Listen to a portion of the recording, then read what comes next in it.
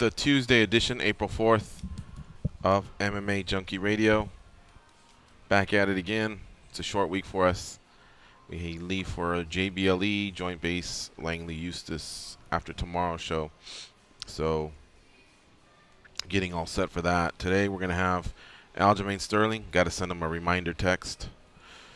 He's on today's show. And so is Kenny Florian, Fox Sports analyst, former UFC lightweight contender. Never really got a belt. It's a shame, too. He fought for a couple. Yeah. But he fought for the Ultimate Fighter title. Right, yeah. Whoa. But still probably go down as one of the UFC legends because he did fight in 4 different classes, contended in a few different weight classes, and he was part of that special season 1. Mm-hmm. So probably a good chance he'll be a Hall of Famer one day, and now he's contributing through Fox. So good for him. Good on him.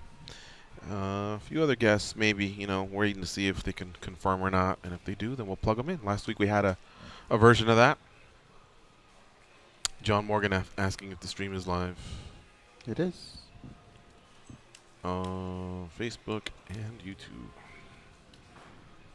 Last week we had a couple of those, like Quinton Rampage Jackson wasn't on the preview, but he wound up being on the show. And I think it's only fair to promote who we've locked in. And the process of locking in is reaching out and them agreeing to come on the show, then agreeing on a date and time, then them saying yes. And if it's more than 48, 72 hours ahead, 2 minutes, away from that, then I like to send them one more text to say, are we still good? Just because fighters be tripping. So it's the best way I can put it. And sometimes they forget. Sometimes they book something else. Sometimes they don't even have their time zones correct. Who's the king of fighters? So fighters be tripping is my way of saying fighters can be forgetful, stupid, and I forget what else. But it's basically, I just say fighters be tripping because let's face it, I don't want any problems with any fighters. Uh-huh. But fighters be tripping. But they can be poked a little bit. They can. It's fun. Like who's the king? I'll of spelling fighters bee off against any fighter, huh? Really? Yeah. Huh. I know a couple guys I think you'd lose That are to. pretty sharp. Yeah. Like Shane Carwin's an engineer. Don't bring him. Anyway, so those 2 guests, a few others may show up. Who knows? Yesterday, even Jason Janae, was a full-time co-host for the day, and I wasn't even sure of his appearance, how that was going to work out. We had another guest ready to go, but we didn't have Skype. Were you able to get Skype? Mm-hmm. Oh, nice. Cool. So then maybe we even do that tomorrow. And we're throwing a lot of guests your way, Junkie Nation, because we leave tomorrow, and honestly, we need to provide some content for the editorial. I set an alarm. Otherwise, they'll realize check they in. don't need us, and we're gone. What? I set an alarm to don't forget to check in on your flight. Oh, yeah. We leave at 2:10, right? Mm-hmm. So we got is it 24 hours on the dot? Yeah. Yeah, so we should be doing 30 that today. seconds. All right, we're 30 seconds away. If you want to jump at it real quick, the first hour is wide open, but if you want to be one of the first to get on, it's 866-52 in terms of what's happened and what's coming up. So stay close, Junkie Nation. We'll see you in about a minute or 2. 10 seconds.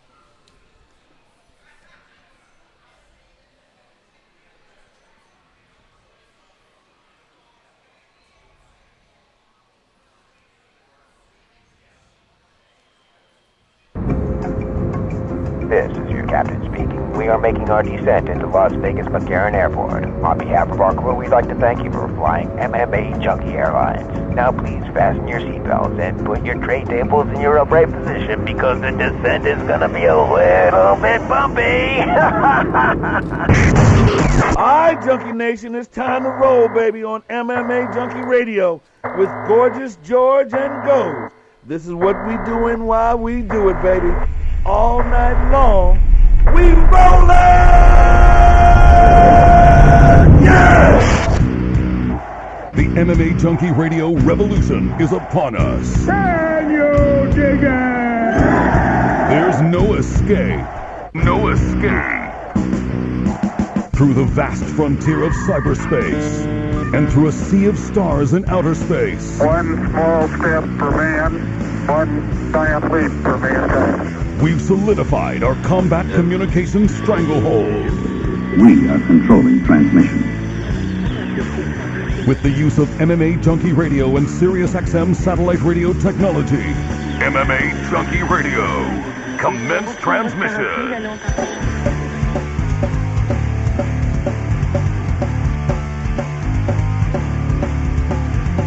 Live from MMAjunkie Radio HQ in the fight capital of the world, Las Vegas, Nevada. Here are your hosts, Gorgeous George and Goes. From the fight capital of the world inside the beautiful Mandalay Bay Racing Sportsbook, you are listening to the MMAjunkie Radio Show. I'm your host, Gorgeous George. With me as always is the devious and dastardly Goes, our co-host. Back east, handling all the producing duties today, it's Sam. What's up, guys? What up? How's your day been so far? Challenging? For the first 15 minutes of the show, I may be a hater. Yeah? And then after that, I'll settle into my groove. I don't get any much more cooler than me for these next 2 hours, but sometimes I have my defects when it comes to my personality. I can be a vengeful cat. I can be a hater. And I'm in hater mode right now. Can I take a guess? Sure. I mean, I think it has something to do with what you're looking at right now. Yeah. But I saw a little bit of, if you do a March Madness pool and you have social media, you're going to come across a few of your friends that are talking smack. What's up now? I'm the king of March Madness. But you're also going to come across a few people that go, man, I've never done this before. This was great, winning $1,000. All I did was pick up. And those are the people that you probably want to stab in the throat, right? Yeah, I'd like to. In the that what it neck, has to right do? where's the aorta, Joey? Right there? Okay. Yeah, right. He Or doesn't jugular. know. He just took a wild guess. He was, right here. I don't know what the fuck. I actually ate it like, yeah, that's where it's at, Actually, but I don't know where it's located. But the aorta is somewhere in the neck. I just got to look it up like Bill the Butcher. Uh-huh. You know, you got to know where to stab the pig. So if I ever really do follow up on any of these threats. This is a kill. Right. But anyway, yeah, what's bugging me, what's troubling me is one of my best buddies as a kid, right? He's all big now. It was fun when I could slap them around and wrestle with them when they were, little. Same version as you and Elvis Johnson. These kids would jump off the couch with flying elbows. I could take them both on.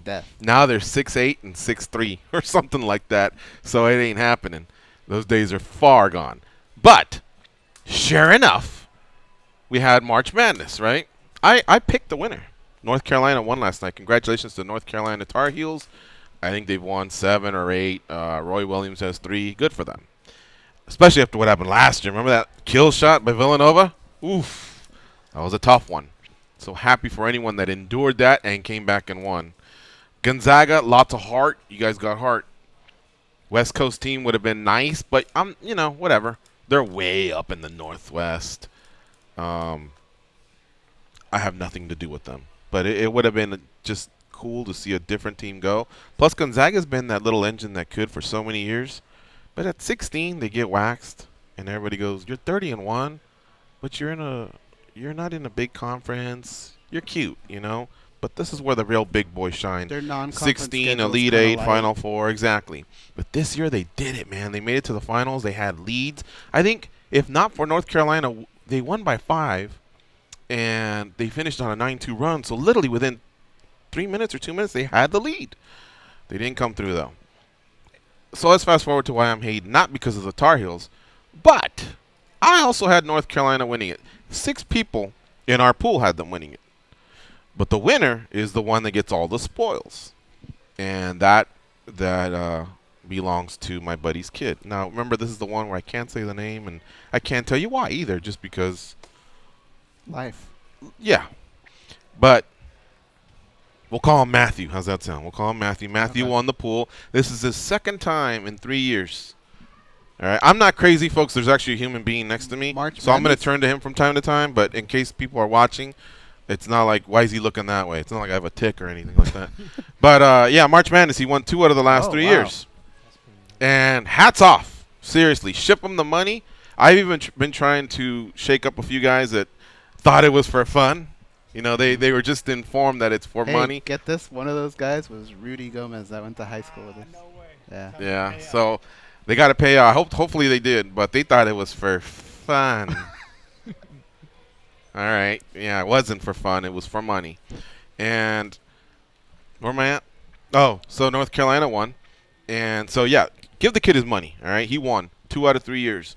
But now he's coming in. Some texts are being forwarded. I'll show anybody that needs lessons for next year. I'll show them how it's done. How it's done? 6 people had North Carolina. He just outpicked us in the early rounds. Well, how did he do this, George?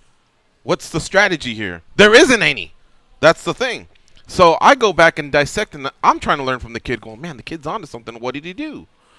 So he took the number 1 against the number 16. All right, let me write that down. Can I pop in devil's He advocate? took the number 2 against the number 15. Oh, okay. The better team. He took the number 3 against the 4. All right, the number 3. Oh, wait. All right, so just pick the better teams against all the shitty teams. It's called chalk around town, around Vegas. Correct. Take the chalk. Okay. Let's see what he did in the other bracket, though. I'm sure there was some maneuvering, some risk-taking, some rolling of the dice. There's something there that he did that no one else caught. The 1 beat the 16. The 2 beat the 15. The 3 beat... Oh, okay, same thing. All right, so what... Did he fill this out, or did a robot fill it out, or what happened? All right, what happened in the Midwest? The 1 beat the 6. I just started skipping.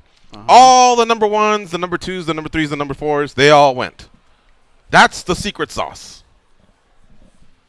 Can you imagine if Coke is literally water and sugar, and we find out one day somebody cracks that safe and goes, "What is it? We got it." Like Geraldo Rivera, we got it. It's just Coke. It's just water and sugar, and a little bit of the coloring that gets us the color of what Coke is. Well, that's his secret sauce. Just take all the 1s, all the 2s, all the 3s, all the 4s, collect your money, and talk shit to all your uncles and everybody else that participated in the tournament. That's it right there. Well, that's nothing. You know what that is? Just give me my money, and I'm just going to go on about my business, and hopefully nobody discovers this, because that's no secret. And I think I'm going to do it. Next year, I'm going to be a robot.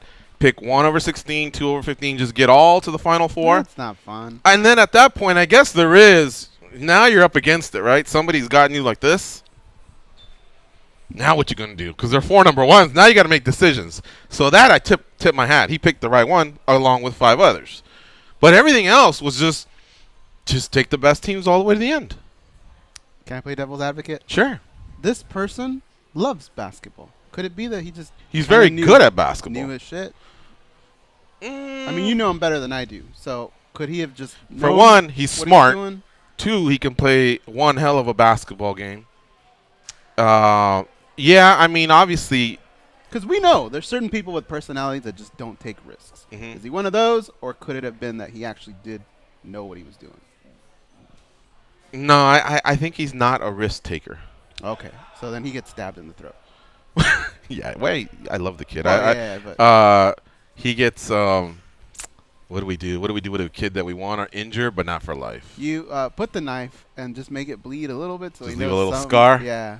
And people ask him, "How'd you get that scar?" My Uncle George went crazy one day because I kept taking down all the March Madness tournaments.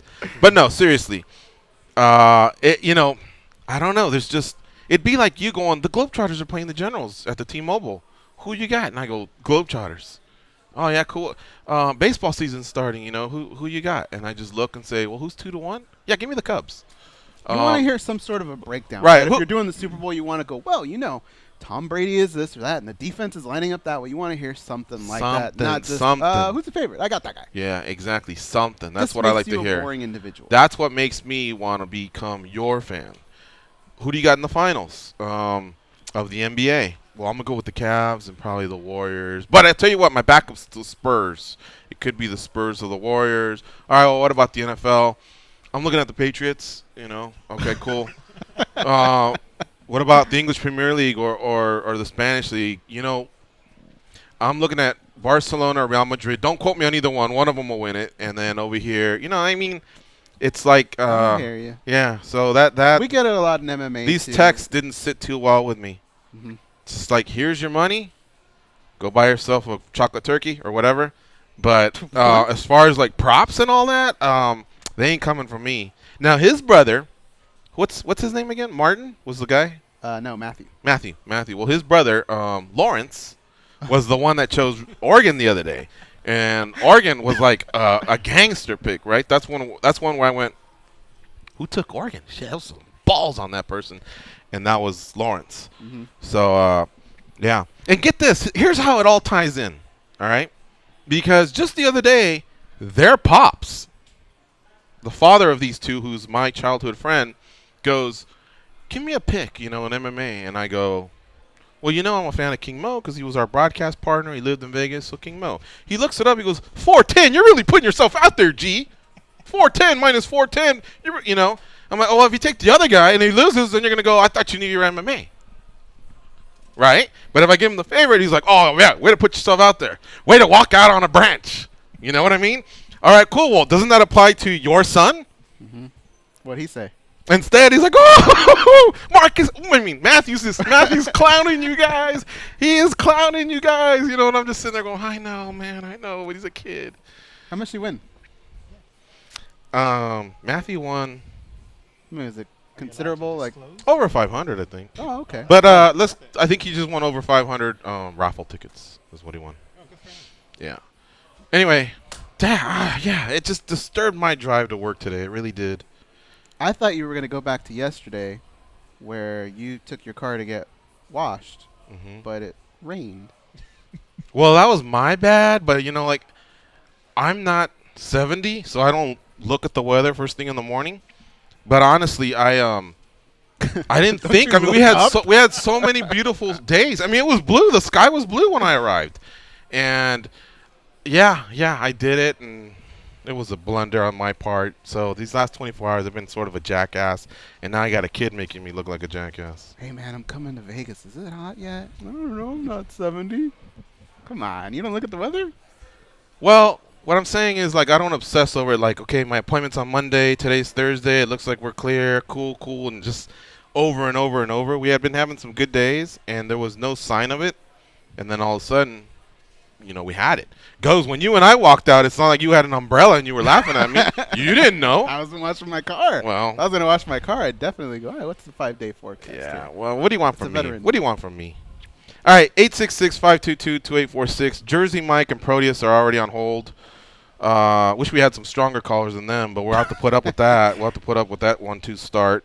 Some of you stronger callers, please call in 866-522-2846. That way, in case anyone's listening for the first time, they don't go, wow, that's as good as it gets. No, man, we have better callers, but we'll have to deal with these two. Hey, how about Robbie Lawler and Donald Cowboy Cerrone? Now, that's why I open up MMA Junkie every 20, 30 minutes, because I know there's going to be a fresh story out there, and I just know that on one of those, they're going to wow me. I love seeing other stuff like countdowns. Did you see the new, not the countdown, but Embedded? Yeah. Solid work. I love learning. Dog. Yeah, a little bit more personal stuff about each guy. AJ, and I thought he was just Pitbull guy. But he's got a Frenchie, right? Musasi playing the video game, Barcelona. That was funny. He's got a short temper. He's got a short temper. He does. Can you imagine if him and Matthew communicated over the internet? I got Barcelona. No, I got Barcelona. No, I want to be Messi. I want to be Messi. Oh, well, then I'm not playing. If I can't be the best, I want the best team. But anyway, I regress. Sorry, not remiss. Wordsmith over here. It was a good Embedded. It was fun. Yeah, so that's cool. Cormier's kids play. Yeah, we have all that for you on Junkie. That's why you got to log on and you participate in the forums and the chats and everything. Junkie's got it all. We got you covered. But it's every day, or there's those 1 or 2 special bookings or something that happens that just makes you go, yeah. I mean, God, how do I plan around this? I'm not missing this for the life of me. And that's Lawler and Cerrone. What a great fight. Both guys coming off a loss, but, hey, their stock is still an all-time high because they're great fighters. I thought it was a great matchup. I think it's going to be fun. However, somebody asked me, what do you think the line is? And when I started playing that game, I didn't have it as close as I should. There's a line already? No, in my head. Oh. I don't have it as close as it should be for as good of a fight as it is. I would say Robbie's maybe somewhere in the minus 250 range. Oh, I would stop at 2, but you might be right, because one guy used to fight as high as 85, and one guy used to fight as low as 55, but they're meeting at 70. I mean, Robbie was the man. He was the world champion. Derailed him. So right. I don't know. I mean, when do we ever see Robbie wobbled or anything other than that last fight? It's going to take a lot from Donald Cerrone to hurt this guy. Can he do that? I mean, I don't know. That's why we're going to tune in. Should be a great fight, though. I can't wait for that one. This weekend, it's basically a pick 'em. Pick 'em, yeah. Anthony Johnson and Daniel Cormier. One guy already beat the other guy. Choked them. Musasi money's coming in, too. Musasi and Weidman's almost a pick. Cote minus 170. Alves plus 140. Brooks minus 280. Oliveira plus 230. Calvillo minus 240. Pearl Gonzalez plus 190. So honestly, if you feel pretty good about some picks there, you may actually, this may be one of those where you can pick a few more favorites rather than dogs, because you're not going to get too big of a hit. How do you think Daniel Cormier feels when he sees those odds? Because he's probably thinking, hey, odds maker, I just beat that guy. Mhm. And they're saying, yeah, we get that. However, that's a little insulting for me if I'm him. Well, AJ's had an incredible run. I mean, he literally walked up to because DC's number 1. But DC took AJ's his number 2. He best literally punch. walked up to 3 and like slapped him. 4 and shoved a cue ball in his mouth, and then 5 threw him off a building. I mean, literally wiped out. Deserved his next shot. Has looked great. So I think that, along with DC having not fought anybody other than Anderson, that was an exhibition, honestly. I'd say at least make me a minus 125. Give me a little respect. Yeah. No, I'm just trying to tell you what the odds maker might be thinking. I don't know. A lot of times people just bet someone off a highlight. The last highlights are When you see AJ waxing. pick'em, it just means this matchup is so close that we don't know what's going to happen. Mm-hmm. I think when they've already fought, and it really wasn't that long ago, and one guy beat the other, you'd go, well, we can't do that. I know. We got to at least. Age, injuries. I don't know. Maybe little intangibles that chopped it down. Maybe it started out at minus 150 in his head, and he's a little older. Some of the injuries. The other guy got better. Who knows? I mean, DC got better too. You know what I mean. But anyway, the way the show works today is the guests are way in the second hour, 2:15. Let me just look at it instead of trying to fucking guess. I've given out so many times and so many days this week that I'm fried. Sterling, 2:15 p.m. Eastern, 11:15 a.m. Pacific. Florian, 2:40 p.m. Eastern, 11:40 a.m. Pacific. So we're wide open here. Let's take some calls, then we'll come back and do our commercial, and we'll take some more calls, and then we'll just keep discussing news. Let's go to Jersey Mike. What's up, Mike? How you doing? Hey, what's going on, guys? Not much. Man, I think DC's looking at those odds, and he used to have a walkout shirt for one of his fights that said "Bet the house," and I think that's what he's going to do. Definitely bet the house on DC if you're getting those odds. He is the one that fought AJ. The rest of us just watched that happen, but he's the one that felt his power, and he's the one that actually got him down and then finished him. So he's got to be at an all-time high when it comes to confidence, because think about how DC felt after he lost to Jones. He thought, okay, he got me, but I know the recipe now to get this guy. I mean, with AJ, he executed the recipe. So yeah, he's probably going to be at an all-time high. As long as he's healthy, he'll be ready to crack. It's funny in that Embedded. Do you see when he left that guy hanging for the fist bump? No. It was right before the pool scene, before they get in. They're cracking jokes, and the dude just sat there. DC had walked away. Did you see when I think you just blow it up on your own, right? Yeah, you got and then kind of make a face like you left me hanging or something. AJ, when he was running in the Everglades, I mean, it looked like it was a path, but are there still gators in those waters and stuff? Well, we've been there, yeah. And I've seen them, but I don't think the gators are waiting to pounce. So I think you just can't go in there and go, is there a gator? As long as once you're stepping in the water, yeah, then but don't they come out of the fair water? play. I think they do, but I don't think it's to be a predator per se. I think they're just more comfortable. But yeah, we've seen a few sunning themselves. That's just how you can explain it best. Is that's what they're doing. But I saw that. Oh, Mike, you're there. Hey, What's up, Mike? with the Waller Cerrone fight being announced, who would you guys match up Wonder Boy with? Well, aren't they talking about Gunner? They had talked about it. Right. That's a good question. How about? Look it up, Goes. Are you looking up rankings? No. Well, what are you doing? I'm looking up a fighter. I just want to make sure they didn't. Oh, okay. Yeah, I heard Gunner was a possibility. They wanted to go karate versus karate. If you can pull them out. Maybe wait for the loser of Maya to have the recipe. I keep saying that's the third time I said recipe. The loser versus loser scenario. And then the winner obviously gets Woodley, it looks like at this point. Unless GSP doesn't step to the plate and Bisping takes Romero, therefore leaving GSP. Diaz is running out of plays. Lawler's out. Cowboy's out. I guess run it back with Conant. You'd think he'd want that. What is holding him up? I don't know. Anyway, good stuff, Mike. As always. Yep. Talk to you later. All right, see ya. He took your insults on the Proteus. chin, though. They can hear me while they're on hold? Yeah. Oh, I didn't know that. What's up, Proteus? Good morning, gentlemen, and happy Tuesday. You Same too. to you.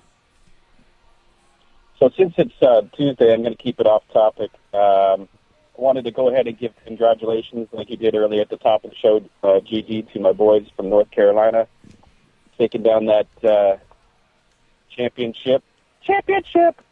And also... What do you say like also, that? that was funny. It's a little joke from our show. Sorry. If you could get that stun gun ready for me quickly, Goes. You guys know any Duke fans? Duke? Yeah. Carla Duran. Isn't Duke Dominique Robinson, didn't he have a semester or some time at Duke as well? He probably has some love for them. fan. I don't know. Okay, what about him?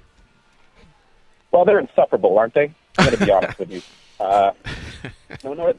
In the Battle of North Carolina, we don't really get along. And this stun gun is going to go to Pam from North Carolina. Throughout the season, Pam had been sending jabs at me, wearing her Duke shirt, taking pictures, putting on Twitter. Not that she doesn't look good wearing that Duke shirt. Let's give her a shout-out on that. However, this morning when I woke up, I had a nice, friendly little text or a Twitter message for Pam, just, with the emblem of North Carolina. And I said, I'm just going to leave this here and hashtag national champions.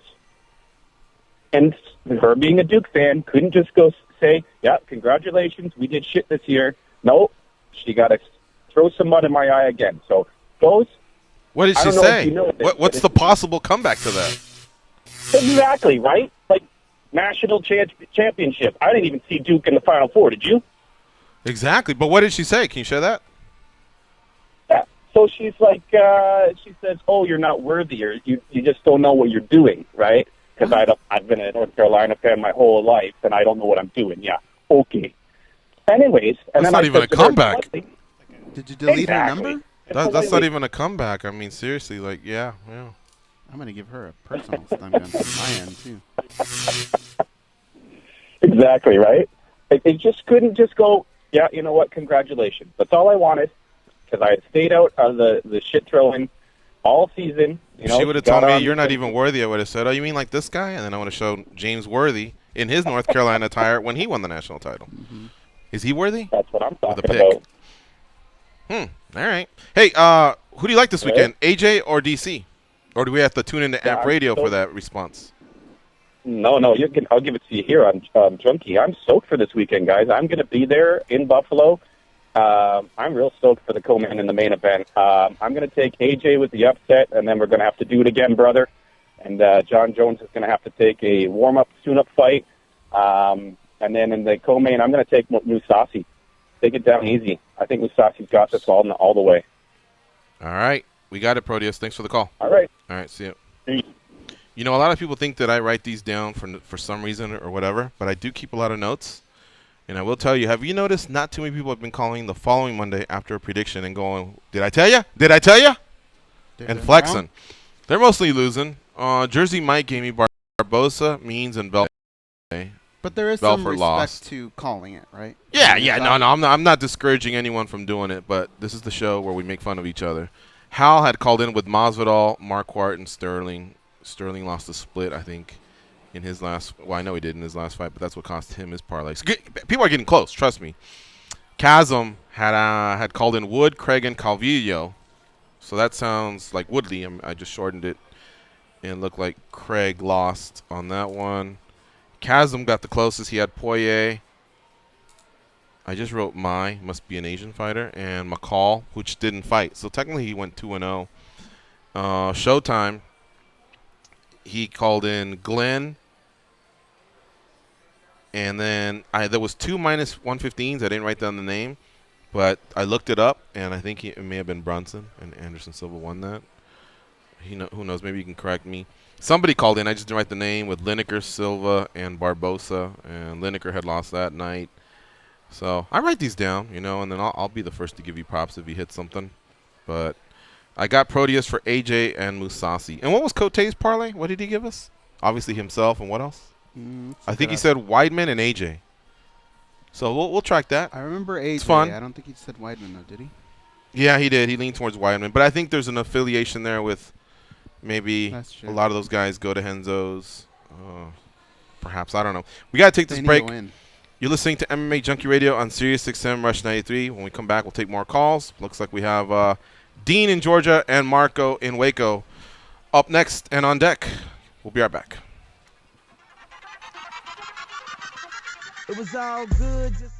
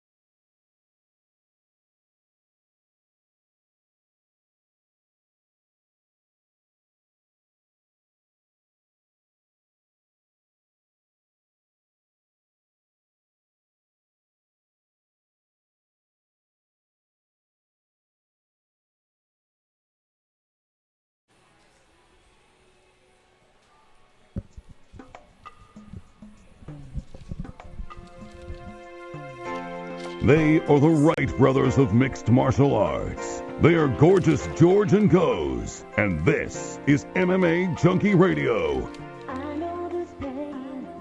A big shout out to the post count team on MMA Weekly's forum, which doesn't exist anymore. But I forgot all about the post count team. A guy named Lord Abortion was in the MMA Junkie forums. Oh my and God. I had risen to the top a thread about Rick Budo. I don't know why I was thinking about Rick Budo the other day. And I was trying to come up with a list of MMA fighters who have passed away. Mm-hmm. And I really want to maybe, you know how I've told you something about what we want to do with Abby or his partner or something like that? Mm-hmm. So as I was doing that, I thought, well, we've also had some losses, not just from fighters we know, but from friends of the show. One of them was Josvani Buenas Noches, right? Or Buena Noche? Yeah. Did I say that right? So I'm waiting to hear back from Jamoan, because Jamoan was like his best friend, and he would probably know. But Josvani, I don't have his information. And then Eddie Constantine, he passed away. I knew it was at the beginning of the year, and it was January 25th, 2010. He was 32 years old. Noche Buena? Mm-hmm. Okay. You know, this basically I was reflecting because we're coming up on our 10-year anniversary. We've gone through a lot, and you know how they say stop and smell the roses a little bit. So I've been just thinking about our show in that regard, and messing around a little bit with different forums. And I came across that Lord Abortion guy who had some nice words to say about Rick Budo because he remembered him. And we all, us junkies, a lot of us have weekly blood running through our veins as well. And I had created the post count team. Post count team was nothing. It was basically nothing. One day I was bored, and I thought, how do we come up with an elite group of posters on the forum? Kind of like the well-known guys, just need the well-known guys. You didn't really argue with another well-known guy because you were a veteran. But a young guy, you slapped him around a little. And we figured, I know, one way was if you haven't posted at least 100 times or 500 or 1,000, I don't know what the magic number is, you can't be on the post count team. And people started adding it to their signature. I would have people come up and send me DMs. Can I get on the post count team? I'd be like, well, I'm going to talk to the committee and we'll get back to you, you know, just goofing off. Buffalo Blue was on the post count team. Alton Dunham was on the post count team. Lord Abortion, I don't know his real name, but Lord Abortion. Biggie, Ryan O'Connor. Uh-huh. Oh, Ryan O'Connor wants you to co-sign on something. Sure. It had to do with, did he do a, let me write the time, 10:37 a.m., Tuesday, April 4th. Did he create a T-shirt for you? He was watching Pride 32 or 33. Trig is about to fight, takes off a shirt, something that revealed Goes Jitsu. He's watching with his girlfriend. He goes, I assisted in some way. I don't remember. I got to pull it up somehow, but he reached out to me. I assisted in the creation of that shirt. Did he do anything with the template or anything to do with that? I don't think so. Did he assist with anything? I wouldn't be Don't leave him shocked. hanging here. I wouldn't be shocked because he's helped out with like, you know what I think he did? What? He did the logo on the shorts. Goes' blog? Yeah. Okay. It was a thing with my face. Yeah. I actually saw it yesterday. I was going through a box. Right. And I found it, the patch that he wore on his shorts. Right. I think he did that. Yeah. The shirt was just something that was created on one of those websites. And the girl was like, no way. And then I think he said, yeah, yes way. And I think he did the patch. All right. So I'll have him reflect this, and there you go. So anyway, shout out to anybody that was ever on the post count team on Weekly. A long time ago. And then one last thing. I don't know how many of you are going to do this, but about 2 months ago, we had Letter of Intent Day. Your verbal commitments, the faxes were coming through, letting us know you would be part of the Junkie Gathering this year. We heard from John Rico, Huntington Beach, Jason Ford, Las Vegas, Nikki Knuckles, New York, Carl Cook, Norfolk, Virginia, JD from the IE. No sense in telling you where he's from. It's in his name. Kim from Las Vegas, Brandon from Louisville, Laura Sanko from KC, Eric Nixick, Las Vegas, Noah from Charlotte, Showtime from Tennessee, Art Davey from Pahrump. You know who else is hanging out in Pahrump a lot? Yeah. Lamar Odom. Jay from Las Vegas, Jordan from Denver, Richard from New York, Aaron from Minnesota, Chris Budo from NYC, Micah from Sacramento, Wilkes Booth From parts unknown. Where are the Wilkes Booths from? I think Boston. Boston, okay. Sanchez brothers, Hollister, Mike and James. Right? Yeah. Aaron from Texas. The whole fucking state. Billy from Fort Worth. Michael Chavello, Las Vegas. Jason Lackey, San Francisco. You know he's been with UPS for 16 years? Mm-hmm. He only looks like he's 22. Yeah. What, he start at 6? I don't know. Do you work in China at UPS or he's something? older. He looks like he's 22, but he's not. Stitch Duran called in that day. Tony from San Francisco. Ray, Steve, and Zoo. San Antonio, Long Island, and the Bay Area in the house. San Jose to be exact for Zoo, right? How about Nick King from Mo? Vancouver. King Mo may not have called on this day. No, but I mean, how about him calling in? Or He says he's yesterday in, saying yeah. he's in. As he was talking about all the things he's missed because he was a pro fighter, missing weddings, birthdays, in my head I was thinking, damn, and I'm sitting there texting him going, hey, come out to Vegas and hang out. I felt like a piece of shit. And then he comes out and goes, when's the junkie gathering again? I'm coming.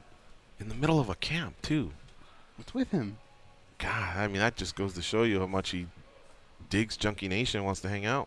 And he wants to defend his belt, his trivia belt, although the champs right now are Phil Baroni's team. Really? John Morgan, Phil Baroni, Sam Aljam. That was the squad.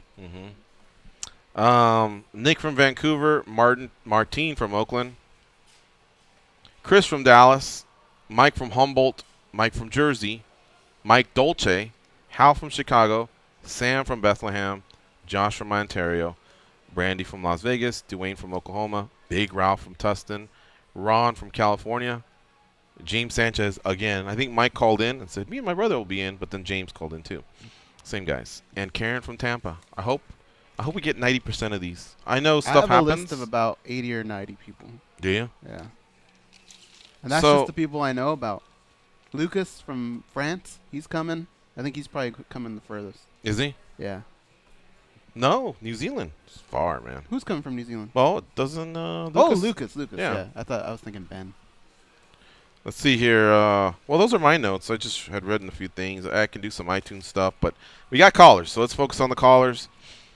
Back to the phone lines. Dean from Georgia. What's up, Dean? Gentlemen, how's it going? I got a couple of quick things. Good. Goes, make sure you check on Elton, to see if he's okay after the loss. Gigi, make sure you check on Aaron Menard. He's insulted that you didn't mention that Veronica's also coming with him to the junkie gathering. Yeah, you're right there. Veronica will also be in attendance. As far as Alton, he's probably flying back from Glendale, Arizona to Gonzaga, so he's probably not answering texts. Yeah. So you had a lot of animosity towards that guy picking chalk picks.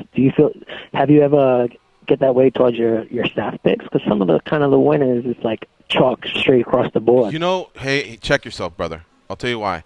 Because I actually stare at that thing and go, I don't want to be chalk. So I actually usually just throw in an underdog. Now, that's not my excuse as to why I'm always in last. But I give Ben Folks a hard time. He was Count Chocula for all of 2016. And then this year, Simon, our leader, he's the newest addition. He's killing us. But he's been Count Chocula for 2017. And every year we say, how do we improve this? And we all give ideas. And mine is, how about 2 points if you pick an underdog? And then the editorial just goes, it's too much work. Same as last year. I'm like, well, why'd you bring it up? Well, but, it depends how you look at it, though, because are we looking at it as people are going on the website to see what we think of the matchup? Because if that's the case, then we can't do that, right? Because now we're trying to make up points, and it's for our own individual, right? Right. So it wouldn't make sense to them because they're going to look at it and go, well, wait a minute, does this dude really want that guy, or is he just last? To that I would say, go with the consensus. Look at all 10 of us and then say, well, on which of them was it unanimous, or did 8 of the 10 agree? And then that way you can take out biases like me, who likes to take an underdog from time to time. Well, you get stuck in Homerland too, right? Yeah, Homerland, or I don't want to get beat up land, or, there's a lot of lands that I'm in. You guys think it's fun. You get to submit your picks and all that. Dude, there's fighters that'll text you and go, oh, all right, I saw what you did. Uh-huh. John got called out at the press conference. He did, yeah. By Woodley. I've gotten a text from Woodley before. But, you'll always hear our breakdowns, our true feelings. at the end, man, it's literally going to be whoever sticks their nose out like a horse race. Mm. You know, whoever's just better that night. So it's not like we're completely giving you 8-1 underdogs. But a lot of times, here's the bottom line though. If anybody wants to do the research, go for it. But honestly, if you go back through like 2016, 2015, just look at the card. You'll be hard pressed to find 5-0 nights by just favorites. Underdogs rise to the occasion because this is the wackiest sport on the planet. You just don't know what's going to happen. There are 4-ounce gloves. There's many techniques out there that can end a fight. It's very rare when all the favorites hit. So, I mean, there's something actually to that strategy. There's something to the strategy of somebody just saying, give me all the dogs. You've talked about, I'm just going to bet the draw in every fight, for main event or main card or whatever. Maybe that's a strategy. I don't know. It's a wacky sport. Gigi, I have a question. With the upcoming bout, AJ after 187 after he lost, he said, a big thing of his improvements was he didn't have like a big wrestling. He worked with Neil Melanson a lot. Neil Melanson flew over to the Black Zillions, but after the breakup, is he still working with Neil Melanson? I'm going to find out because that's a good question. That actually came up the other day. And I know Michael Chandler recently did an interview where he reveals, because Melanson's his guy, but he's really enjoyed a lot of work that he's done with Henry Hooft. It was with Ariel Helwani on a one-on-one in New York, and he asked him, how does that go over? And Michael Chandler said, I kind of don't care. I'm a good guy, and I'm with both guys. I like both guys, and I've cleared it through both guys. So it is possible to be part of both camps. But I don't know that maybe he's the only one that gets that pass, or maybe AJ's another one. Because when asked if anybody else got it, Chandler didn't really want to answer. He didn't dismiss it with a firm yes or no.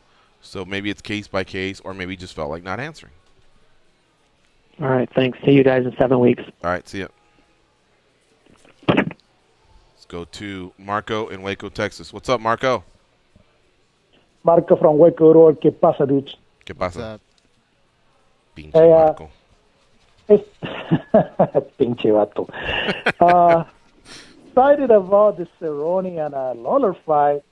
I don't know, man. I don't know how Cerrone looked against Masvidal, man. We're talking about Robbie Lawler, man. It's the right fight for Cerrone. I'm still excited, though. Excited for this weekend. And don't you feel like starting this weekend, the real freaking quarter to start? Because the first quarter of this year sucked. None of the pay-per-views really delivered that well. We got that Holy Home, the randomly crap, and then, Goodley, Wonder Boy was blah. Mm-hmm. But now we got Ian Johnson, man. And by the way, riding with DC, I got to tell my humble produce that he's wrong. This is going to wrestle for Johnson and choke him out again. And I'm taking Musashi and Cote. There you go. Write it down. Well, I'm sorry. Who did you say? Cote. DC. And Musashi. DC, Moose, and Cote. Yeah, I hear what you're saying. Right. I mean, this court now it's starting to shape up a little bit, and I think that all has to do with the way they closed out 2016. I mean, all their stars fought towards the end of the year, and you could tell it was going to reflect on the first part of this year. But now we're back on track, and I think it seems like things are a little bit more level. So we probably won't run into that. A little bit of bad luck. Look, they wanted Aldo and Holloway for 208. That was the original main event. Holloway had an ankle, right? An ankle injury. So that got moved. And then, to be fair, Khabib and Ferguson should have happened technically in the first quarter. Khabib had the weight issues. Mm-hmm. And then Woodley and Thompson was supposed to be a good fight. I mean, on paper it was a good fight. It just turned into more of a strategical fight rather than a great fight that we were expecting. You're right, Marco. A lot of those names got used up into late 2016, and so we had a feeling there would be a hangover, and that hangover appears to be done. This is a great matchup. It's not an epic card. I think it's a decent card. It's not an epic card, but I think 211 is an epic card, and that's I think where things will really get started. What there is, though, is April has this show, Kansas City, and Nashville. Back to back to back, and there's fun matchups there that I think will shake things up nicely and get things started. Yeah, for all those people that are complaining about the rankings don't mean anything, follow all the main events and comments from here until June, and all those fights make sense, dude. We'll leave you guys. Catch you guys tomorrow. See you, Marco. All right, let's take this last break. You're listening to MMA Junkie Radio on Sirius XM Rush 93.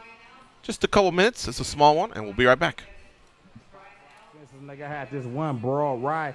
She was so damn sprung. She used to hold my motherfucking.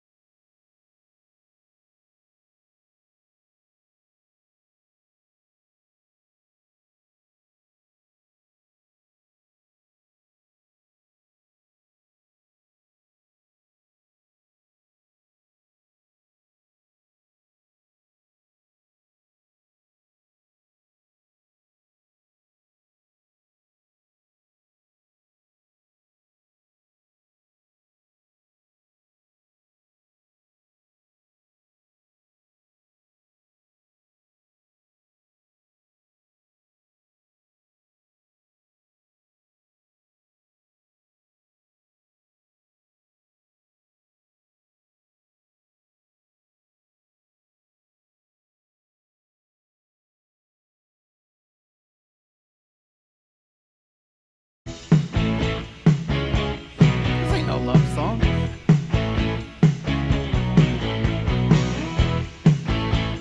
They can drink Mentos-flavored Diet Coke without their stomachs giving a single fuck. They are Gorgeous George and Goes. And this is MMA Junkie Radio.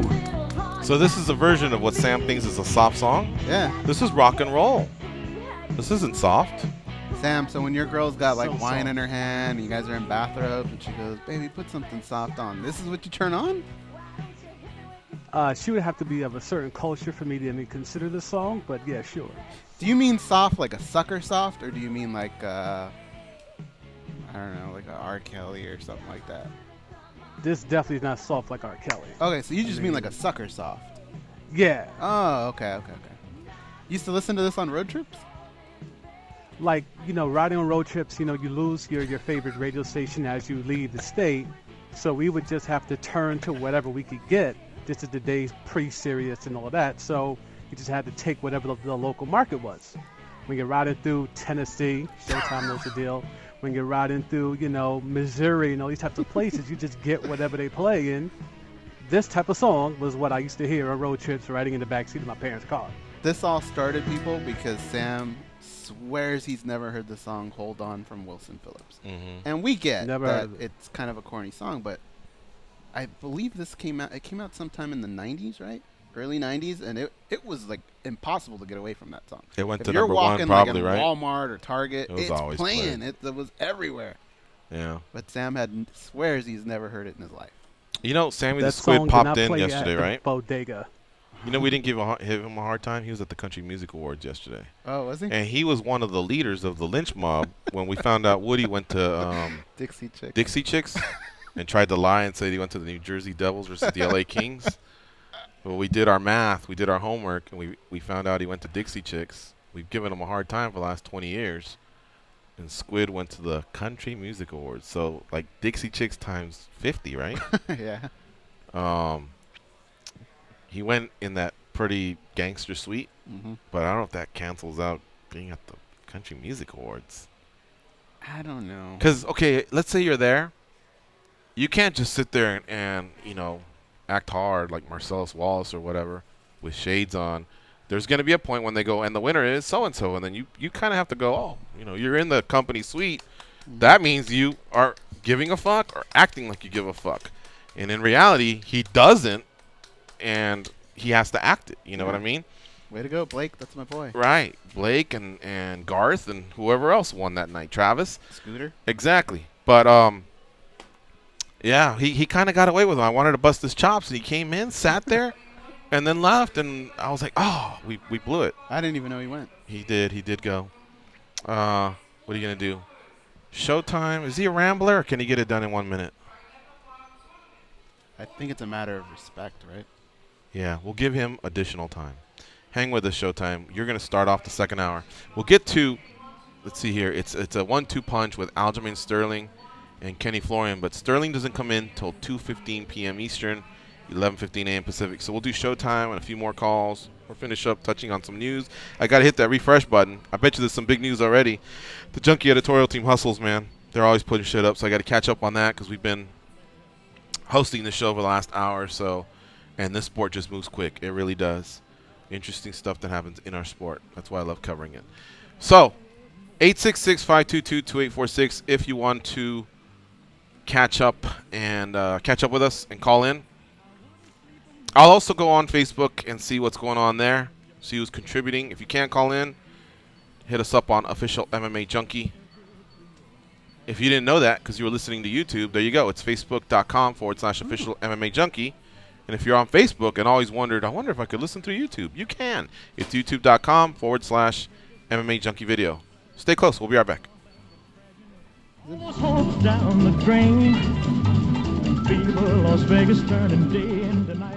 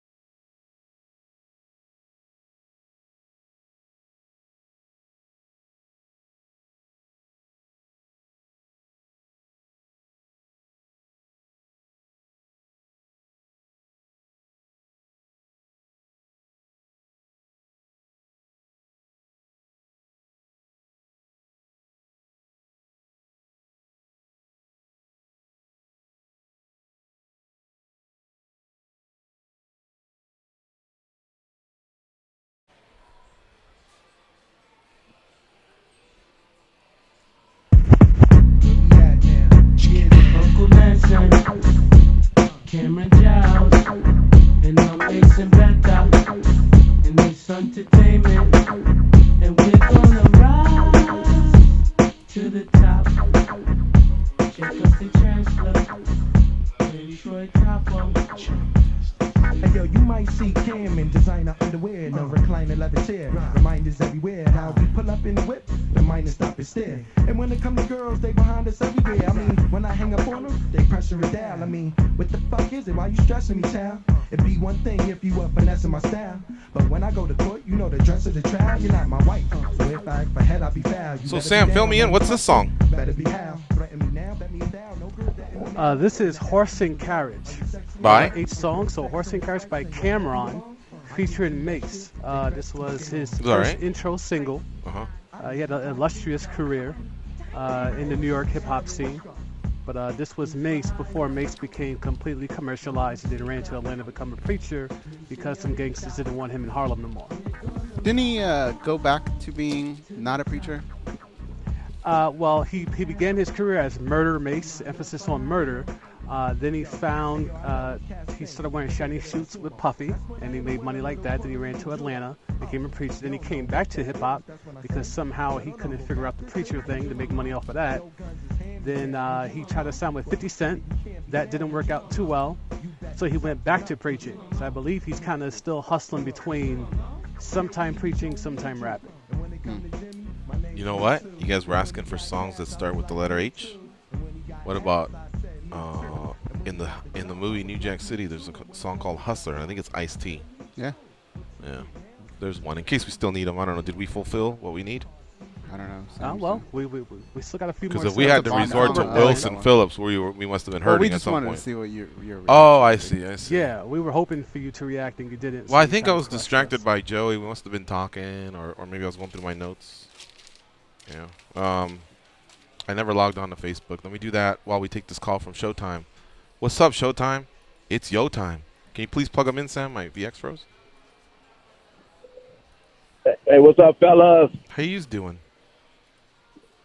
Man, I'm cool. I got agitated for a minute, man. I had my work boots on. I had to put my my Nikes on, man, and flip my hat to the back. You know, I thought I had a little confrontation at hand, but it smoothed its way out, man. What happened? I was sitting there waiting, and the guy was bullshitting on the fuel aisle, man. I've been sitting there about 15 minutes, which I was doing something, so I really, didn't say anything because had some paperwork I needed to send in. But the guy just was BSing, man. You got to be courteous about guys on the move. Time is money out here, and if you got a guy just up there BSing and not pulling his truck forward, the proper way to do it is once you get fuel, pull your truck forward so the next guy can pull up and get fuel. I didn't need to get fuel. I was just trying to get me some oatmeal for my lunch. But I had some paperwork to do, so I sat there and did my paperwork, giving him the benefit of the doubt, but he still was BSing. Now, your opening move is to go in there and confront him, though, or do you start off with, the hat's backwards, but do you at least come up and, what's your opening line? I come up in a mannerable way. Yeah, I came up in a mannerable way, asking him, could he move up, Mm-hmm. But that's the thing about it. Some of these guys out here try to get confrontational, so I have to be ready. I didn't want to have my boots on. I wanted to put my tennis on just in case. You always got to be prepared out here just in case.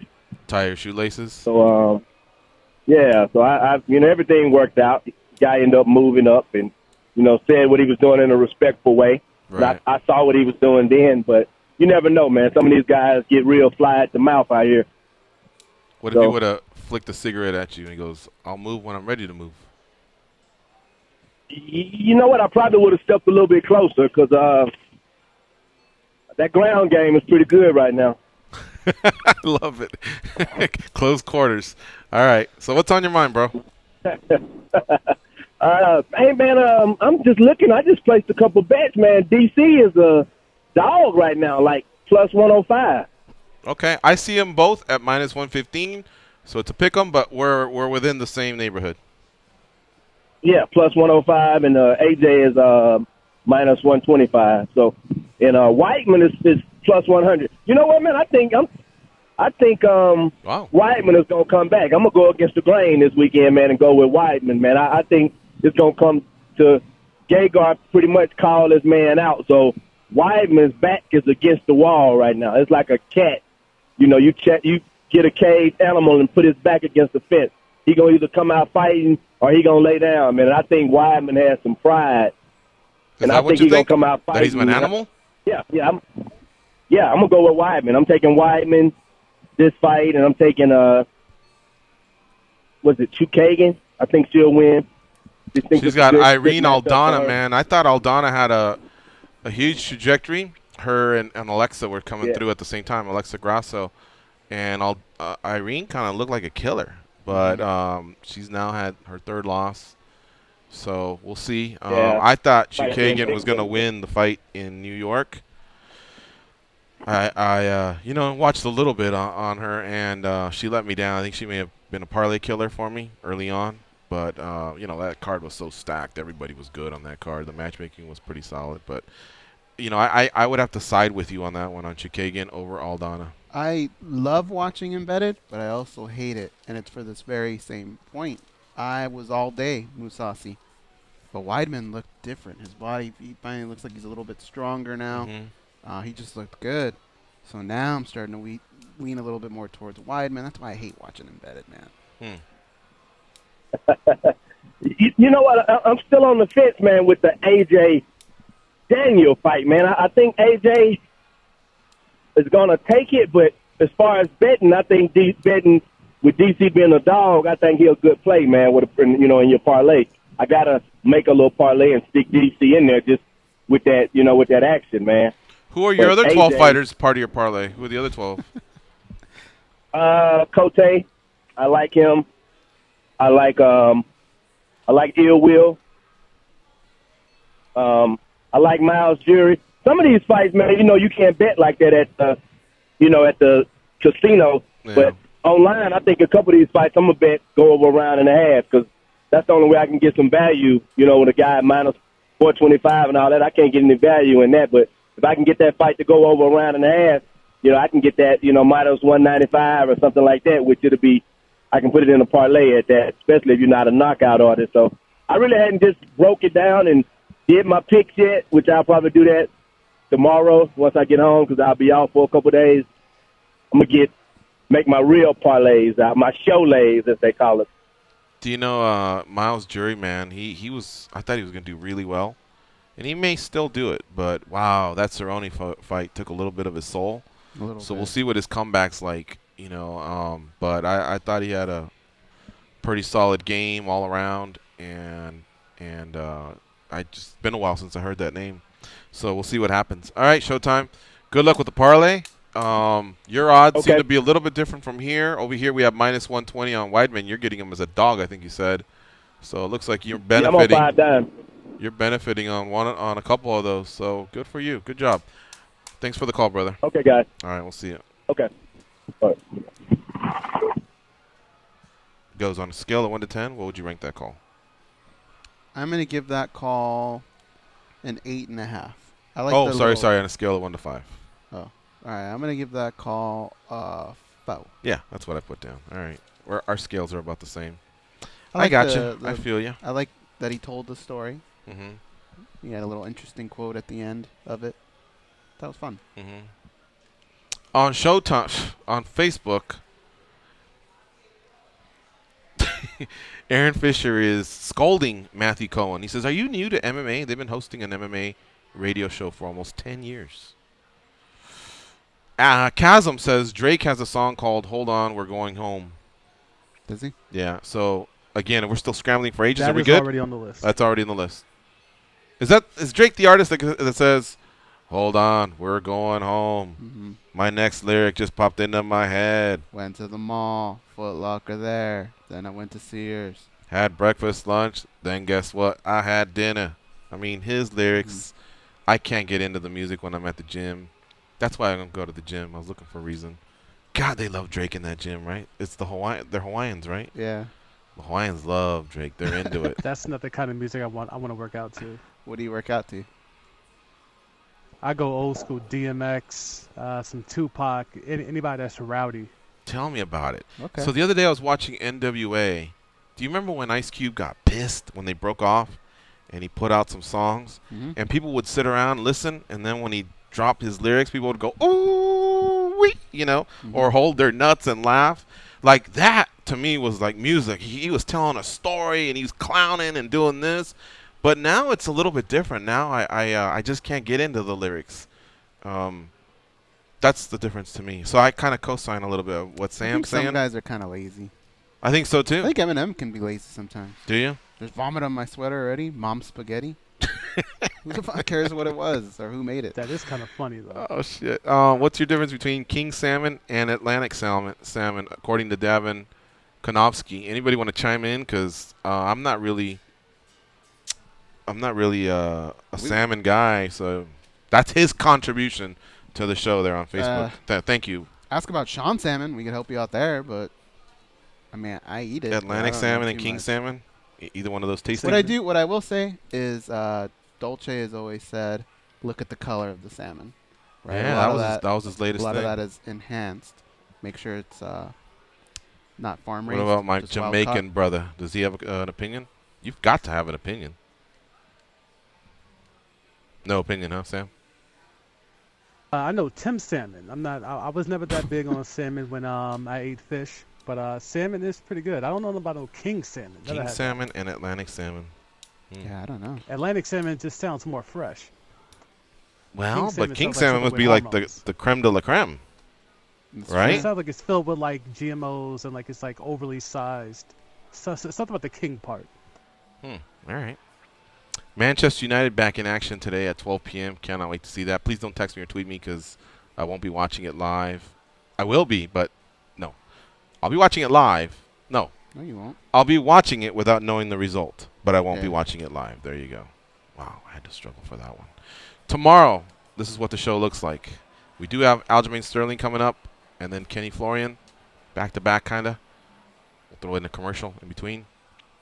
Tomorrow we have Anthony Burchek in studio and Heath Herring in studio. They're both headed to Japan for Ryzen. Ryzen has a fight card coming up. It's the following week. So those two gentlemen who live in Vegas and been training in Vegas, they'll actually come to the studio. We'll also be joined by Louis Smolka and Johnny Hendricks. Got an interesting campaign story to tell you about Donald Trump and Hillary Clinton tomorrow as well. There you go. You don't realize how smooth that was. One day you will. Yeah. Right now, we're lining up Aljamain Sterling. So we're going to take that, and then we'll do our big commercial. Aljamain Sterling has a fight coming up, like I mentioned earlier. And he, this is an important fight for him. I'll tell you why. Because he's lost 2 in a row. Important fight for the team as well. Even though he's a great fighter and a great bantamweight, what happens is you just get reshuffled a little bit and your title aspirations go away. So this is as important of a fight for him as probably any other fight that he's had. He faces Augusto Mendez, and it's coming up here. Remember I told you April is stacked with cards. We go with UFC 210 in Buffalo on Saturday. The following week is UFC on Fox 24, and then we have UFC Fight Night something, 106, 107, I don't know, but that's in Nashville. He is on the second one. It's in Kansas City. You can catch his fight on the Fight Pass starting at 4:30 p.m. Eastern Time. Joining us now is Aljamain Sterling. What's up, Aljo? How you doing? What's up, guys? How's everything? Doing good, man. Welcome back to MMAjunkie Radio. You're on with George and Goes. Listen, this fight, every fight is basically a fighter's Super Bowl. It's your most important fight. But I guess what I want to know is, coming off the 2-fight losing streak, where's your mindset? Is your confidence still what it was? Have those losses shaken you up the way other fighters have been shaken up off of losses? Man, I take it as what it is. I try not to think too much about it. At the end of the day, it's really hard to call those 2 losses anyway. Mm-hmm. There are other guys who've been in worse losing positions in terms of being knocked out, being submitted, and being pummeled, So to take losses like that, I guess, is the I guess, is not the worst. You know, lets me know that I'm right there with the best guys in the world, and I think that's the main thing I can take from it. That I'm right there with the best guys in the world. It's just, I guess, just those 2 nights just weren't my night. The Caraway fight was more so my own doing, and the Sunsal fight, and I think I just gave him a little bit too much respect right off the bat compared to most of the other guys I've fought. You know, I'm not really a strike heavy kind of guy, but I kind of let the media and fans play a little bit too much into my fight style preference for that fight. And I want to prove a point that I could stand up and fight with anybody if I choose to. And I think that was kind of my own undoing as well. You know, I could have taken the fight down, but I kind of just, you know, threw some blanket shots in here and there to kind of just distract him, to make him, you know, still cautious of the takedown, but I want to let people know I was there to stand up and fight the entire fight. But lesson learned, you know, that's all you can really do is take the lessons from the fight, move on, and keep pushing. At the end of the day, I'm still alive, I'm still healthy, and I got a lot of years left in me, so I'm just enjoying the journey. You know, I'm going to politely disagree on one point, though. When I watched you fight Brian Caraway, I really enjoyed watching your striking in round 1. Even when you weren't throwing it, just your footwork, but when you did throw it, like I've seen a lot of Caraway's fights, and he was confused. You know, you actually had a striking arsenal that had improved a lot. You were executing it.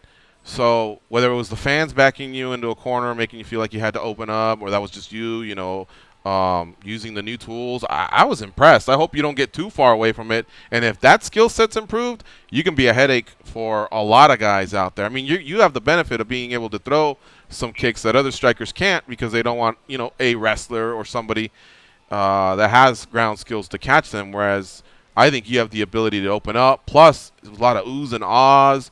It was really, really fun. It sucks that at the end you did have 2 split decision losses, but you don't sound shaken up about it. That's good, and I'm still convinced you can make a run for this title. Thank you. I appreciate that.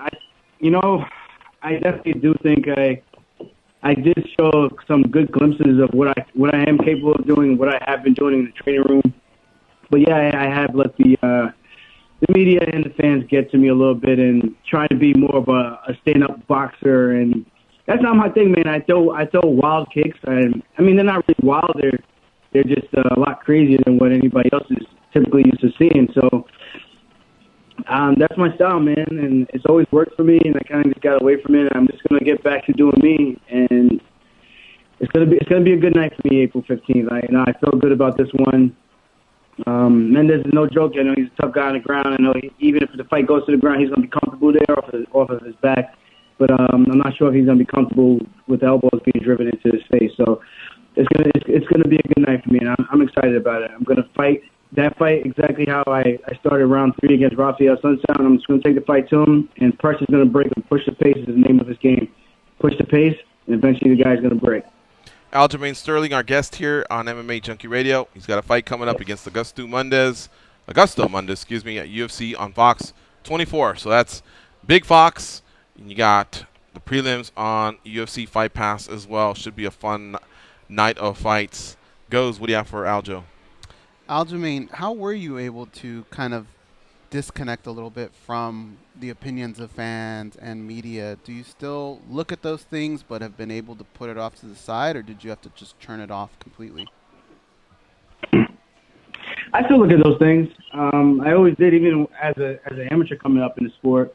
I think more so right now is I think I kind of realized there is no pleasing everybody. So, the name of the game is to get your hand raised, and that's all that really matters. I mean, a lay and pray kind of fighter and wall and stall kind of fighter. But at the same time, you want to make sure you're doing enough to make sure those judges are in your corner if need be. And at the same time, you need to be able to be true to yourself and do what got you here, man. And that's pretty much the theme for this fight camp for myself, for Weidman, and just do what got us here, man. Go back to the basics and pushing the pace and using our wrestling arsenal that we've been gifted with, and put a lot of hard work and a lot of years into. So I think that's going to be the difference, man. I want this so bad. Like I haven't had a win in like almost 2 years. I want to say at this point, it kind of sucks to even say that out loud. It's like, man, what the hell is going on? I never thought I'd see myself on this side of the fence, even though I knew it was always possible. But I never thought I'd be on this side of the fence after 2 close split decision fights like that. I thought if I ever lost, it was going to be clear cut. I was definitely the loser in the fight. I'd rather lose like that because then I know what I need to work on. So, yeah, man, back to basics, push the pace, and put in work, man. That's all you can do. Put in this work and go out there and go get it. Would you say the team is even hungrier than it's ever been right now? With you mentioned Chris Weidman kind of in the similar boat, and now you got Al Iaquinta coming back. Is this probably the hungriest you've ever seen the team? Yeah, it's an exciting time for everybody. April is just exciting. We have fights every single weekend, UFC back to back to back. And then the week after that, at the end of April, we got a bunch of guys fighting. So we're very active right now. And I even told Sean Shelby, I told Dana White when he came out to Cage Fury for looking for a fight when my brother fought. And I said, listen, man, I want to be that go-to guy. I want to fight as often as possible. Just that's how I was able to progress so fast. I was able to get comfortable stepping into the cage and stepping into the octagon by fighting more often. The less and less that I fight, I feel like it takes away from the comfortability. I think ring rust is definitely a real thing when you get out there under those lights and everything. And I just don't want to have no more of these long layoffs while I'm young and healthy. I want to take advantage of my youth. And yeah, man, the team wants it. We definitely want it. We all been putting in the work. Crazy amount of time. Sunday, Funday nights, just late night grinds with each other. What's going on in the background there? Is somebody boiling water? Is it ready or what? No, these little birds over here at my girlfriend's house. For real? Those are birds? Yeah, they like to sing, man. What kind of birds are they? Aljo, you there? She doesn't even know what they are. Oh. Sounded pretty cool, to tell you the truth, but I thought somebody was lighting one of those Piccolo Pete's. Those little fireworks. Yeah. They had a nice whistle going on. Yeah, she calls them her little babies. Every time I come over, she's like, "Oh, my little babies." And she starts singing to them. It's pretty funny. Hey, Aljamain, last time you were in studio, I gave you a name for your gold chain. I called him Brutus. Did that stick, or is it just a chain? We could call him Brutus. We could call him Brutus for this fight. So whenever I do any interviews with Brutus on, I give you guys a shout out. Nice. Shout out to Brutus. All right, I definitely want to ask you something here about Long Island. Al was on our show yesterday, and he showed some excitement towards it, obviously, but he really wanted to concentrate on Diego, and with him being 2 years removed from a fight itself, I get that. But on your end, how about you? What can you share? I mean, that's got to have a bullseye on it, right? Aljamain Sterling on that fight card. On which fight card? The one in July? Yeah, Long Island. They just announced a big Fox card in Long Island. Yeah. The Coliseum. It's crazy. I wrestled there my first year. So I started wrestling in 10th grade, and my first year competing, I qualified for what we call the state championships. Not the state championship. I qualified for the state qualifier. So if you win that, you go into states. So my first year wrestling, I competed at that tournament. I had no experience prior, and I just, I got the opportunity to compete in a place like that. And I thought it was pretty cool to do something like that. And now, fast forward like almost 10 years. Yeah, 10 years at this point, and we're finally gonna be able to compete in our backyard. I grew up literally walking distance, 10-minute walk from the Coliseum, about 2 blocks away. So my friends, my family, everybody lives right there in that little center. So I'm excited about that. Hopefully, I get this win and I can maybe do one more before that, or even just wait out for that one. So I'm definitely excited about that. I think we're going to be able to pack the entire place out really fast. Yeah, most definitely. I've already penciled in you, Al, Bermudez, Weidman, a few others, to get in there and do work. Another thing I want to ask you was, have you ever thought about the way that the sport's going? I see a lot of fighters out there talking about money fights or just money in general. And then other fighters talking about, I want to be the best, I want to wear gold around my waist. I believe one can bring the other, and that's obviously be a champion. You'll get the money. I'm not so sure about getting the money fights without being a champion, if it's going to be as easy. It feels like that's something from another generation. Or you got to be a long-time veteran that's gotten pretty close at some point, or maybe you're far removed from a world title. Who knows? But how about you? What do you think about more, the money or the belt? You know, in the beginning, it was more so about the belt. I think I'm in a different point right now in my career where I just need to win. So I guess that's really what I'm focusing on at this point. I took the gamble with the free agency thing. I managed to get a little bit more money than what I was originally going to get, and that's helped out a tremendous amount. But at the same time, it doesn't do me any favors if I'm not winning my fights. And the whole goal was security and longevity with helping out my mom. She's going through a pretty rough divorce right now, and just seeing how she's got to live and doing all the things I have to do to try to help her out.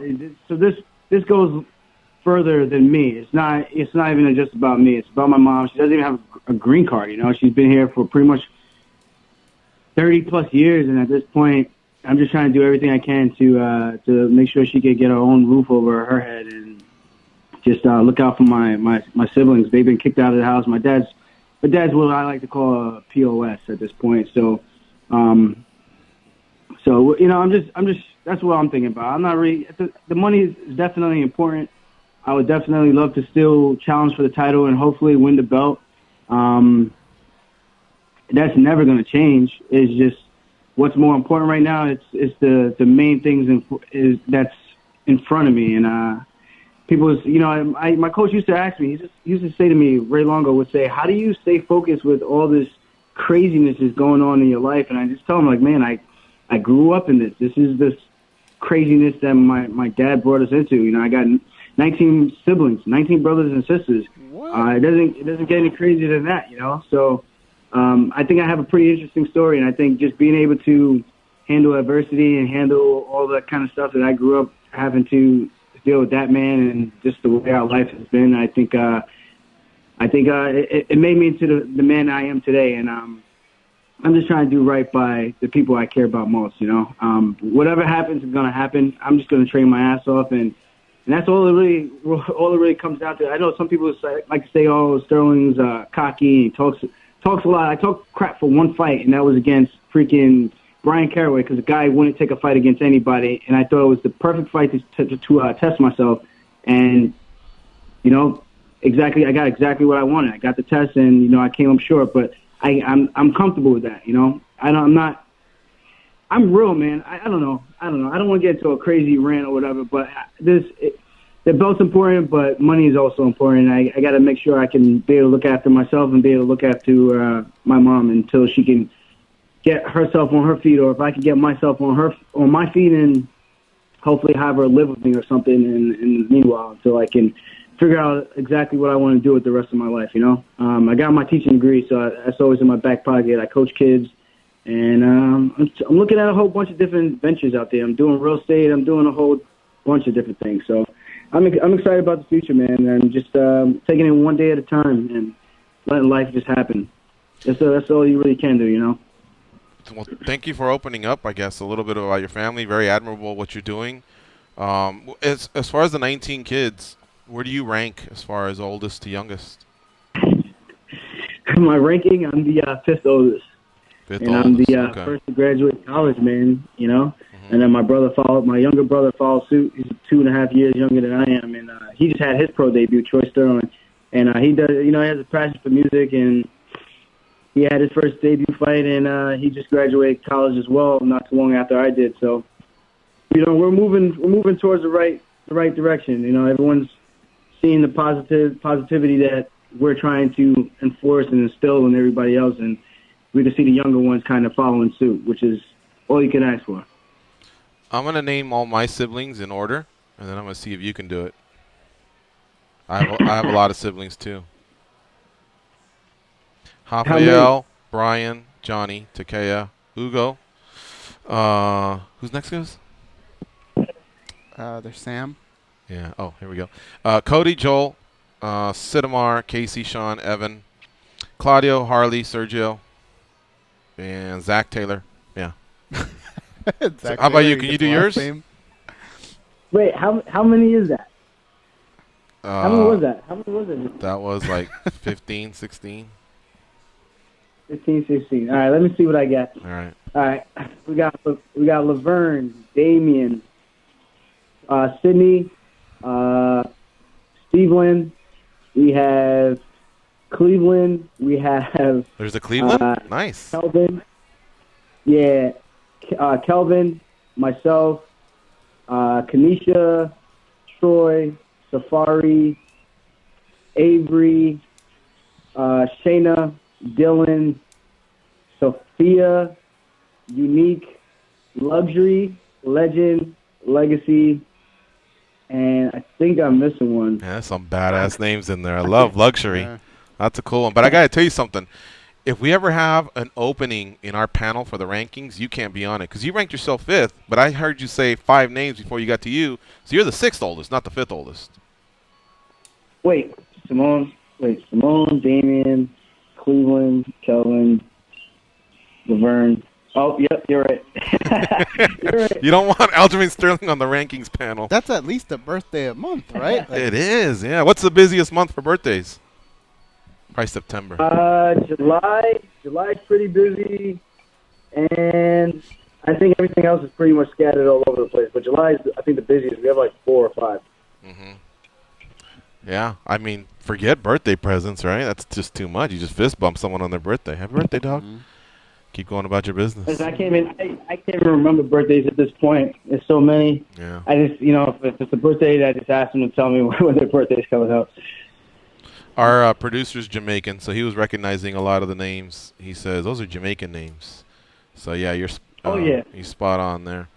Hey, listen, it's always great to catch up with you. I can't wait to see this fight against Augusto Mendez. Boy, that one's a tough one. Augusto Mendez. I want to say Augusto for some reason, but it's Augusto Mendez at UFC on Fox 24. Thanks for always giving us the time and opening up about your personal life. That going to make a lot more fans that are riding the Sterling train.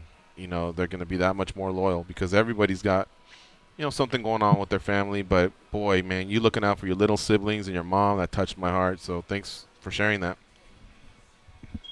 No doubt. Thanks to you. Thank you guys for having me on, and I'll make sure I bring my A game, man. Bring my A game next week. Awesome. We're in shape. We're ready to go, and that's all you can do. Can't wait to see it. Say hello to Brutus for us. All right. I'll give Brutus a shout. All right. Take care. See you, Aljo. All right, folks. That's Aljamain Sterling.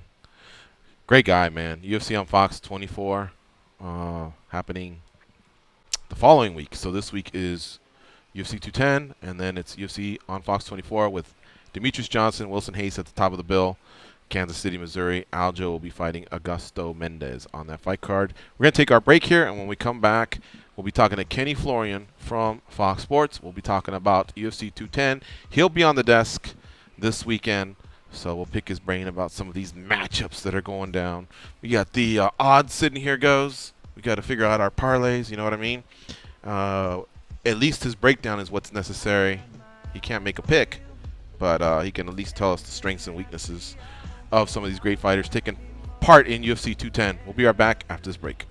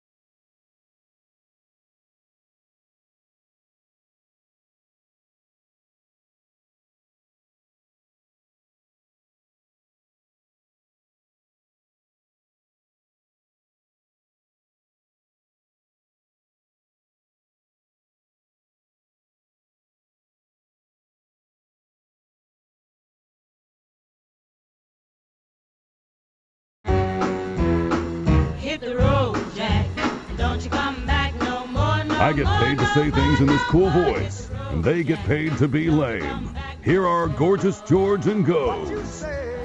Fox was telling me they called in and no answer. Does it sound like that? Because I was looking at the VX and I didn't see anything. I didn't see anything.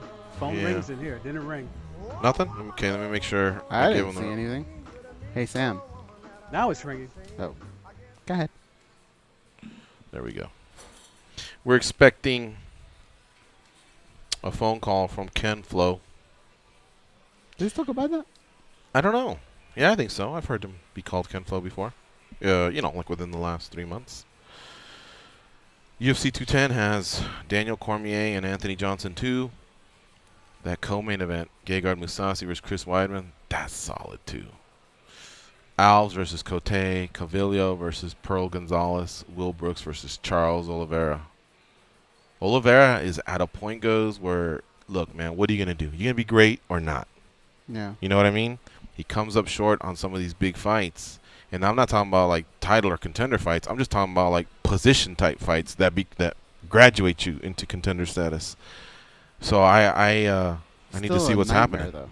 Yeah. When that name pops up on the schedule, you still go, I want to take him. I mean, the odds are, I'm staring at the odds here.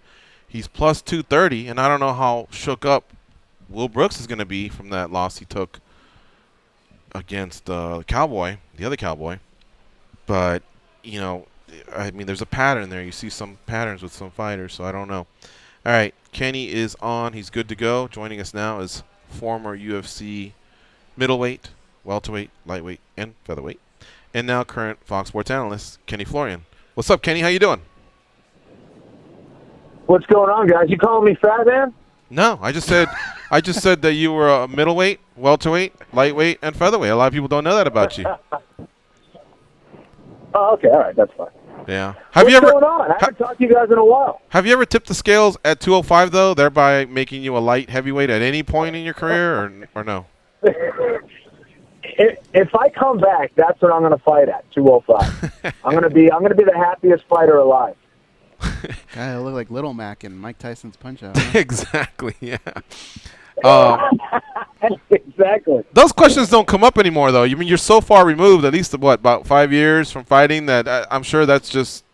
Do people still bring it up? I guess it does sound bizarre to say that because Hughes and Gracie might fight again, or at least people are talking about it. So often do you get the question about on retiring? I know. The problem is I can't go into the octagon with a cane, so I've decided that because of that, I will not return. Kenny will be working the desk, the FS1 desk with Karen Bryant and Yves Edwards. So let me tell you where you can catch them, and then we'll talk a little bit about UFC 210 Friday, the weigh-ins on FS1, 4 p.m. Eastern. Saturday, FS1, UFC 210 pre-fight show at 7 Eastern.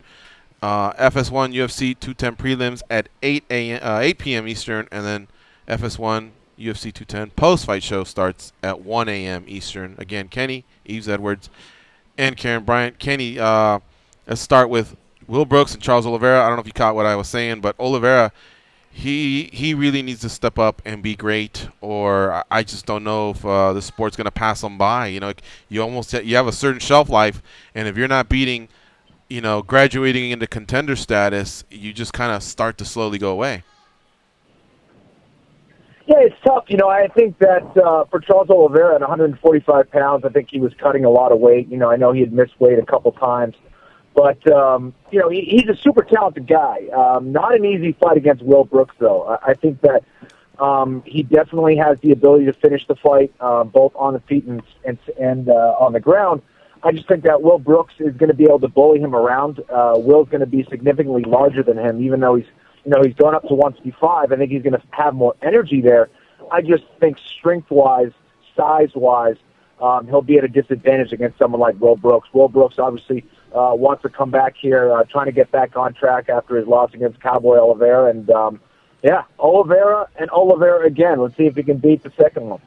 No doubt. I think he can. I think that's a great opener there for UFC 210. Thiago Alves and Patrick Cote, these guys have put in some work, man, for a long time. And I love the matchup, but this is literally one of the another type of matchup where, the careers can go in so many different directions. Cote, slight favorite over Alves. Al's when he's on is pretty solid, but God, he just can't seem to get any momentum due to injuries, and he's been sidelined for such a long time. The 55 experiment didn't go well. What do you expect in this fight from both guys? Yeah.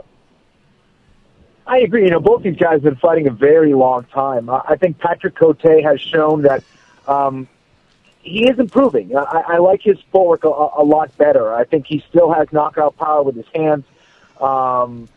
And I think he still has that passion. I don't know how many fights he has left. But, for Thiago Alves, I think that he does things just a little bit better than Patrick Cote. He's a little bit cleaner of a fighter, certainly has a better kicking game. And I think he's going to have a lot more energy here at 170 pounds than he did at, cutting down to lightweight. I think that was a little bit too much, a little bit too ambitious.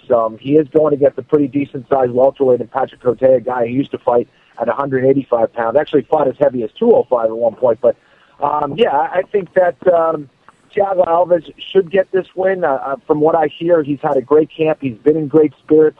It isn't miserable cutting all the weight down to 155, and I think 170 is much more manageable for him. And I think we're seeing that trend in general. A lot of guys just kind of sticking around to the weight class to where they should be fighting at, not trying to do that brutal weight cut. Definitely does not serve them well. Who comes forward in that matchup, though, Kenny? That's the thing that I'm racking my brain on. I can't figure out. Somebody's going to have to back off. Yeah, this is true. And I think the person that leads the dance, the person that's moving forward, is the person that wins that fight. And both those guys really aren't that used to it. I guess if there's one guy who's used to kind of moving backward a little bit, who can counter a little bit better than the other, is Thiago Alves, perhaps. But, both these guys like to stand and trade. Both these guys like to be the ones that are moving forward and leading the dance. So that's why I think this is really going to be a great fight. Kenny, the next matchup features the ladies, Cynthia Calvillo versus Pearl Gonzalez. And people are talking a lot of good stuff about Calvillo.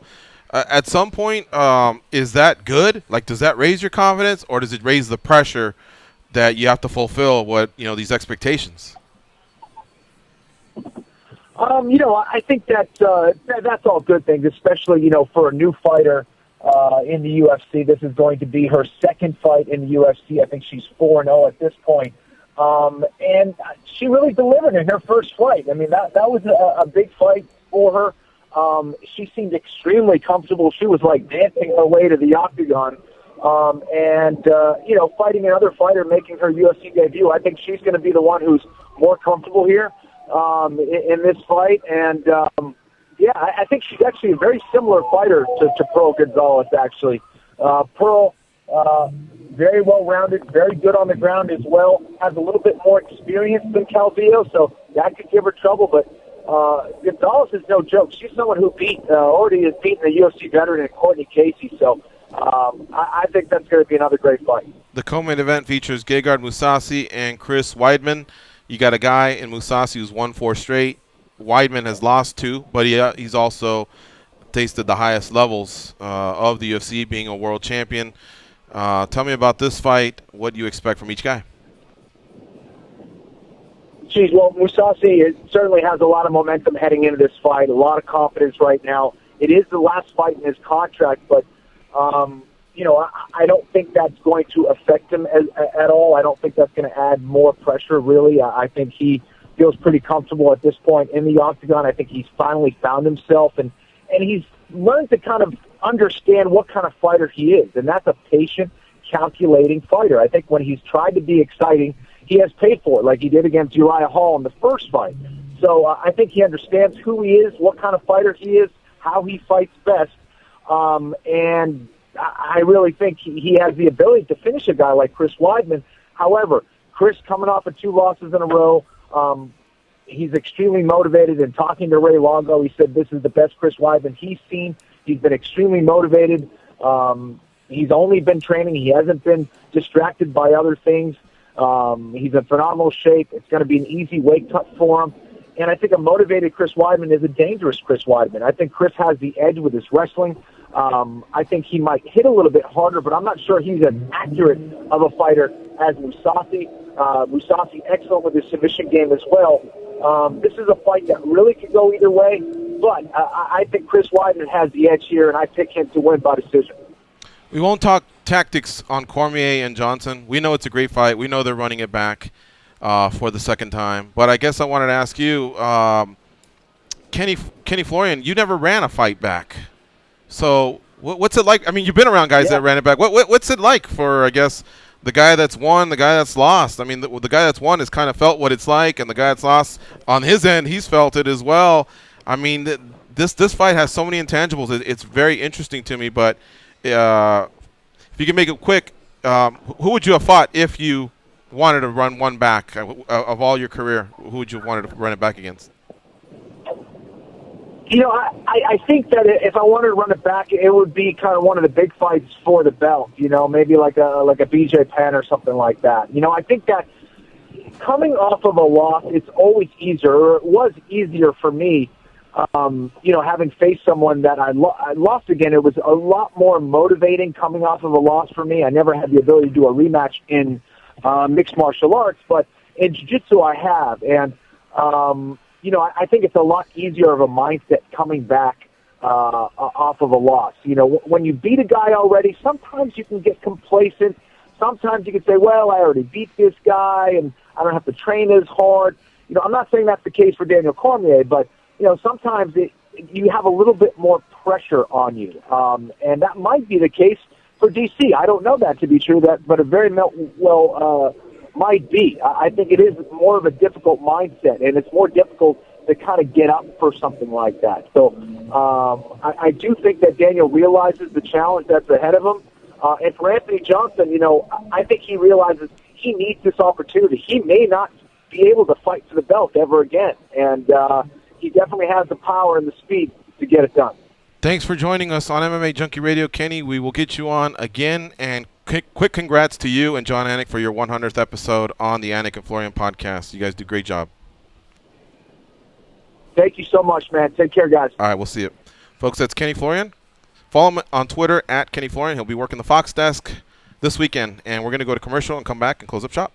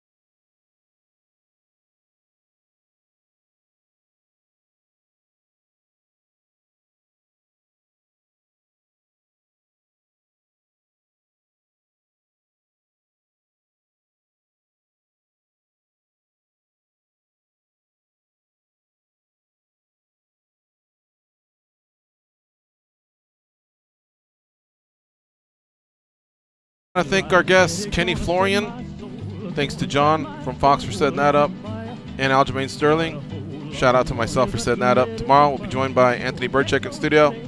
Heath Herring, Louis Smolka, Johnny Hendricks will also be on the show, maybe another name or two. For Sam and Goes, I'm George. Have a nice day. Go Man U, and the rest of you go out there and be champions. Viva Las Vegas.